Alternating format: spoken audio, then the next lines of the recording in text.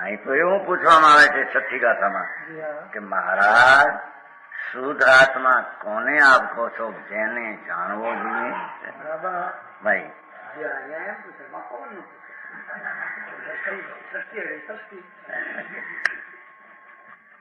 તેથી છઠ્ઠી ગાથા પૂછ્યું છે ને સમય મહારાજ આપ શુદ્ધ આત્મા કહો છો, એ કોણ છે કે જેને જાણવો જોઈએ? એ શુદ્ધ કોને આપ કહો છો? જો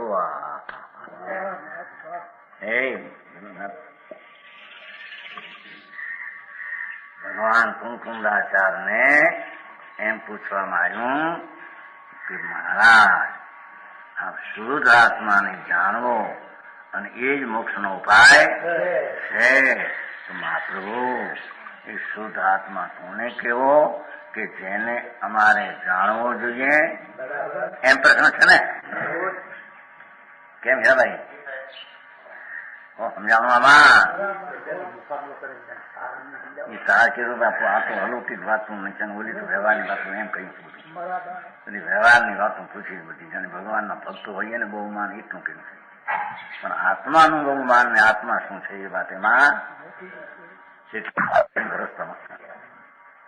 હા તો પ્રશ્ન ઓહો મહારાજ આ શુદ્ધ આત્મા જાણવો જોઈએ તે શુદ્ધ કોને કેવું?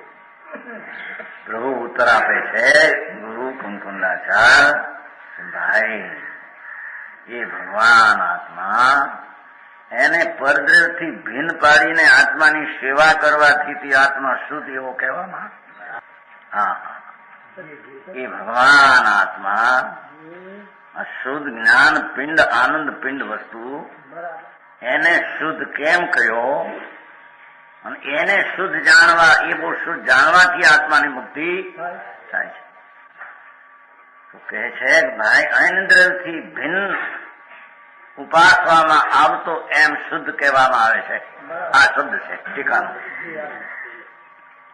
એટલે કે ભગવાન આત્મા ચૈતન ઘન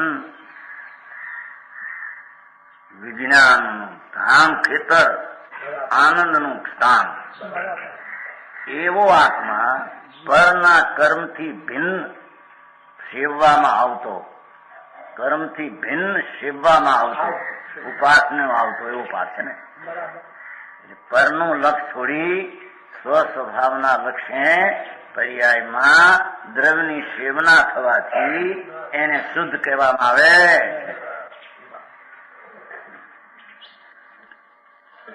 એટલે કે એના તરફના આશ્રય જતા, પરનો આશ્રય છૂટતા, જે પરથી લક્ષ છૂટીને સ્વ ઉપર ગયું ત્યારે શુદ્ધતાની શ્રદ્ધા જ્ઞાન શાંતિ પ્રગટી, એના દ્વારા એમ જાણ્યું આ શુદ્ધ છે. સમજાણું કાંઈ?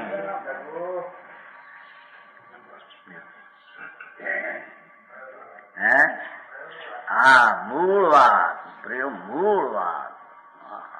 છઠ્ઠી ના લેખ, છઠ્ઠી ગાથા છે ને, છઠ્ઠી ના લેખ ન ફરે એવો વાત છે. ભગવાન આત્મા જે છે ભાઈ એને અમે શુદ્ધ કેમ કહીએ છીએ? એને શુદ્ધ કેમ કહીએ છીએ? અને શુદ્ધ ક્યાં કહીએ છીએ? અને શુદ્ધ કેવા પ્રકારે કહીએ છીએ? એ ભગવાન આત્મા શુદ્ધ ચૈતન ઘન જ્ઞાય ભાવ એને પર વસ્તુના લક્ષથી ભિન્ન પાડતા, આમ આમ અભિન્ન એકાકારમાં તો કર્મની સેવા હતી, એટલે રાગ દ્વેષની સેવા હતી. પરના લક્ષ્ય તો રાગ દ્વેષની સેવા હતી. એ તો સંસાર છે, અશુદ્ધતાનું સેવન.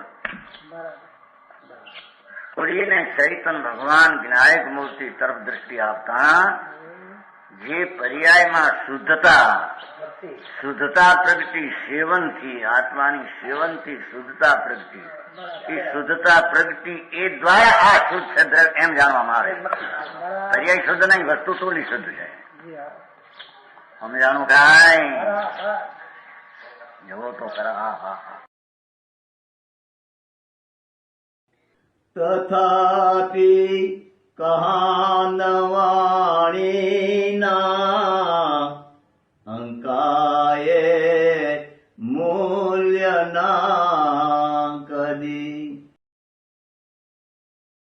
તથાપી માતવાણીના અંકાયે મૂલ્યના કદી પરમ કૃપાળુ પૂજ્ય સદગુરુ દેવનો જય હો.